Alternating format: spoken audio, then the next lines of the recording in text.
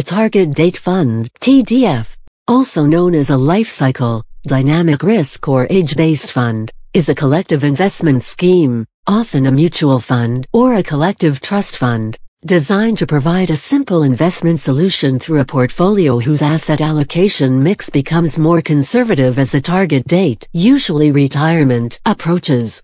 Target date funds were invented by Donald Luskin and Larry Tint of Wells Fargo Investment Advisors, later Barclays Global Investors, and first introduced in the early 1990s by BG.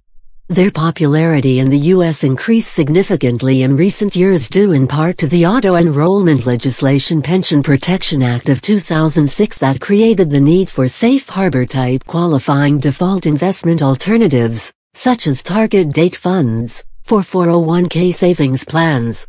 With the UK enacting auto-enrollment legislation in 2012, target date funds are used by Nest National Employment Savings Trust, and are expected to become increasingly popular as their design should satisfy the DWP's eligible default fund criteria. Target date funds are aimed at people planning for retirement and have appeal because they offer a lifelong managed investment strategy so should remain appropriate to an investor's risk profile even if left accidentally unreviewed. Research suggests that age is by far the most important determinant in setting an investment strategy, thus target date, or age-based funds are particularly attractive as default investment funds. They do not offer a guaranteed return, but offer a convenient multi-asset retirement savings strategy through a single outcome-oriented fund. Target date funds' asset allocation mix typically provides exposure to return-seeking assets, such as equities, in early years when risk capacity is higher, and becomes increasingly conservative as time progresses with exposure switched progressively towards capital preservation assets, such as government and index-linked bonds. The speed with which a target date fund de-risks its asset allocation is known in the industry as the glide path, using the analogy of an airplane, the fund, presumably, coming in for a landing, the landing being, presumably, arriving at the target date with the appropriately low-risk mix of underlying assets. By taking a managed, or stochastic, approach to de-risking the fund, target date funds offer a higher level of both technical and fiduciary care than earlier LIFI styling techniques that rely on an automated, or deterministic, approach.